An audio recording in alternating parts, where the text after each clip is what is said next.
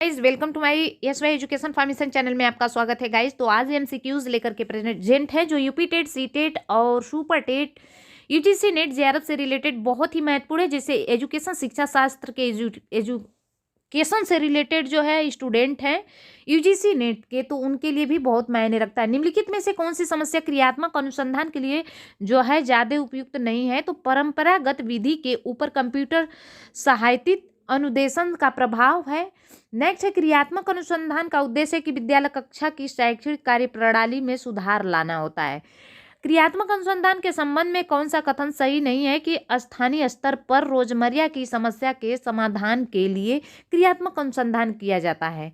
क्रियात्मक अनुसंधान का मुख्य कार्य होता है स्थानीय समस्याओं का समाधान करना होता है। क्रियात्मक अनुसंधान का केंद्र मुख्य बिंदु है संदर्भगत समय बद्ध होता है। एक अध्यापक अध्यापिका को किसी भी विषय की अपनी अवबोधनात्मक को प्रतिबंधित करते हुए संकलनात्मक मानचित्र का जो है निर्माण करने को कहता है या कहती है, तो वह रचनात्मक आकलन कर रहा है या कर रही होता है। राजस्थान निःशुल्क एवं अनिवार्य बाल शिक्षा अधिकार नियम जो होता है नियम, उसमें 2010 के तहत पड़ोस की सीमा जिसमें जो है विद्यालय स्थापित किया जाना होता है, तो 1 से 5 तक की कक्षाओं के लिए 1 किलोमीटर की दूरी पैदल तक दिया गया था। तो ये रहा गाइस, और ये तो हमने विशेष करके इसमें क्रियात्मक अनुसंधान के बारे में कुछ बताया। और आगे देखेंगे बाल विकास अधिकार अधिनियम जो है 2009 के तहत जो लागू किया गया था, तो सरकारों के मध्य कोष की जो है साझेदारी अनुपात 65.35 में निःशुल्क एवं अनिवार्य बाल शिक्षा अधिकार अधिनियम 2009 के अनुसार 200 बालकों का शिक्षकों की संख्या होगी 5। निःशुल्क एवं अनिवार्य बाल शिक्षा अधिकार अधिनियम 2009 के विस्तार किस राज्य में नहीं है? तो जम्मू कश्मीर में नहीं है। संविधान के किस संशोधन द्वारा जो है पूर्व में भी बालकों को अनिवार्य एवं मुक्त शिक्षा प्रदान किए जाने की जो है कंपलसरी किया गया था? तो 86वां संशोधन आर्टिकल्स 2002 में प्रारंभिक एजुकेशन में कक्षा सम्मिलित हैं 1 से 8 तक के। निःशुल्क एवं अनिवार्य बाल शिक्षा अधिनियम 2009 को लोक सभा में पारित किया गया था 4 अगस्त 2009 को। बाल शिक्षा अधिनियम 2009 के तहत निजी विद्यालयों को कितनी प्रतिशत सीटें आरक्षित करना आवश्यक होगा? तो 25%।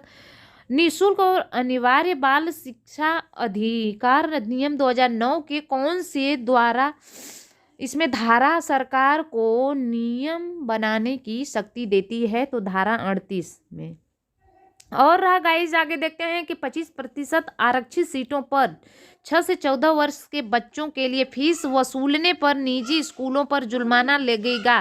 फीस का 10 गुना होगा। आरटीआई 2009 के तहत अभिभावकों के इंटरव्यू और बच्चों की स्क्रीनिंग पर जो है क्या सजा होगी? तो 25,000 नगद की सजा होगी। आरटीआई 2009 के तहत आम नागरिक को क्या अधिकार दिए गए थे? तो ऐसे स्कूलों की शिकायत का अधिकार जो बच्चों को शिक्षा देने से मना कर रहे हैं। विद्यालय जो है प्रबंधन समिति या कार्य समिति की बैठकों के लिए जो है गणपूर्ति उनके कुल सदस्यों की होगी संख्या 3 से 8, 3 से ही 4 होगी गाइस। आरटीआई 2009 के तहत कितने वर्ष के बालकों के फ्री एंड कंपल्सरी एजुकेशन अधिकार प्राप्त हुए थे? 6 से 14 वर्ष के बच्चों को। बिना आरटीआई 2009 के तहत जो है बिना सरकारी मान्यता प्राप्त वाले जो है स्कूलों के लिए क्या सजा निर्धारित है? तो पहली बार 1 लाख रुपए जुर्माना था। किसी ग्रामीण या शहरी क्षेत्रों में विद्यालय नहीं है तो वे बच्चों को शिक्षा की जिम्मेदारी होगी, सरकार की जिम्मेदारी होगी। कक्षा 1 से 5 तक के जो है बालकों के संबंध में विद्यालय आपस से कितने किलोमीटर की दूरी के भीतर स्थापित की जाएगी? 1 किलोमीटर। आरटीआई 2009 के तहत अध्यापकों के प्रशिक्षण के लिए मानकों का जो है विकास व लागू करने का अधिकार किसे होगा? तो केंद्र सरकार को होगा।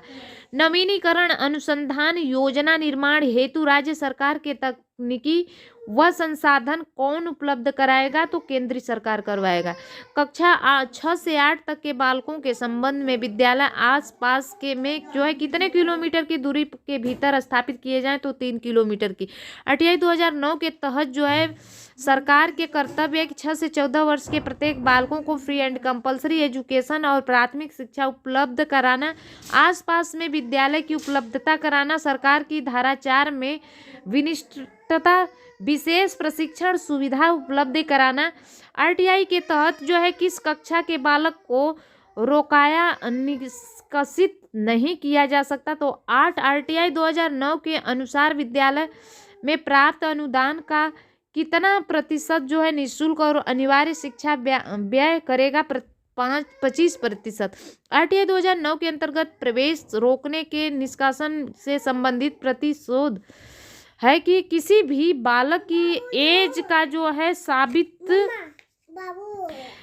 निम्नलिखित में से नहीं होने का कारण है विद्यालय प्रवेश में जो है वंचित नहीं किया जा सके। प्रवेश प्राप्त विद्यार्थी को किसी भी कक्षा में रोका नहीं जाएगा, न ही प्राथमिक शिक्षा पूरी होने तक निष्कासित किया जा सकेगा। शिक्षिका अधिकार की प्राकृतिक है संवैधानिक। RTI 2009 के शारीरिक दंड व मानसिक उत्पीड़न क्या प्रतिशोध है? तो शारीरिक मानसिक उत्पीड़न पूर्ण रूप से प्रतिबंधित है। विद्यालय प्रतिबंध समिति का पुनर्गठन कितने वर्ष के पश्चात होगा? 2 वर्ष के बाद। RTI 2009 के पूर्व प्रारंभ विद्यालय को मानकों को पूरा करने की अवधि निर्धारित की गई, तो प्रारंभ की तारीख से 3 वर्ष तक।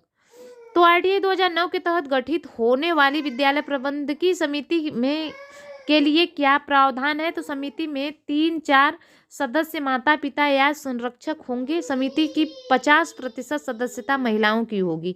शिक्षक का अधिकार अधिनियम 2009 के तहत अध्यापकों के लिए प्रति सप्ताह कार्य घंटों में welcome to my SY education for mission channel में स्वागत है गाइस। तो आज हम लेकर के प्रेजेंट है यहाँ पर MCQs 22 क्यूज लेकर के यहाँ पर बहुत ही क्यूज लेकर प्रेजेंट है यहाँ पर।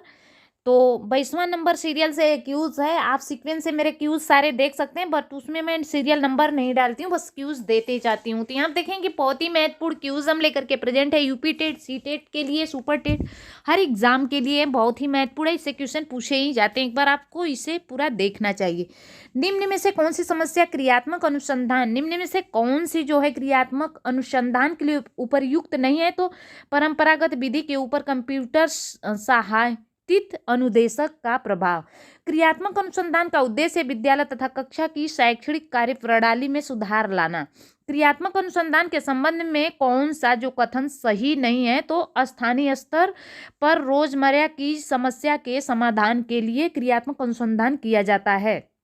नेक्स्ट देखेंगे निम्नलिखित में से जो है यहाँ पर गाइस, निम्नलिखित में से अनुसंधान का प्रमुख कार्य स्थानीय समस्याओं का समाधान करना होता है। क्रियात्मक अनुसंधान का केंद्र बिंदु और संदर्भगत समय बद्ध होता है गाइस। एक अध्यापक अध्यापिका को किसी भी विषय की अपनी जो है अवबोधनात्मक को प्रतिबंधित करते हुए संकलनात्मक मानचित्र का जो है निर्माण करने को कहता है। तो कहती है कि वह है रचनात्मक आकलन कर रहा है या रही है। तो ए रहा। तो नेक्स्ट देख लेते हैं कि राजस्थान निःशुल्क एवं अनिवार्य कंपलसरी बाल शिक्षा अधिकार नियम 2010 के तहत पड़ोस की सीमा जिसमें विद्यालय स्थापित किया जाना है, तो 1 से 5 तक के कक्षाओं के लिए 1 किलोमीटर पैदल की दूरी पर विद्यालय स्थापित किया जाएगा।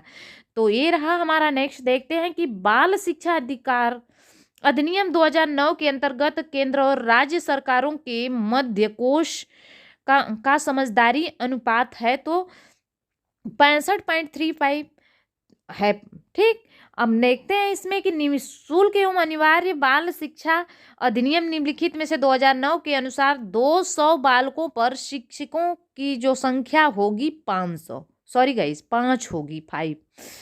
निःशुल्क एवं अनिवार्य बाल शिक्षा अधिकार अधिनियम 2009 का विस्तार किस राज्य में नहीं हुआ था? तो जम्मू कश्मीर में नहीं हुआ था।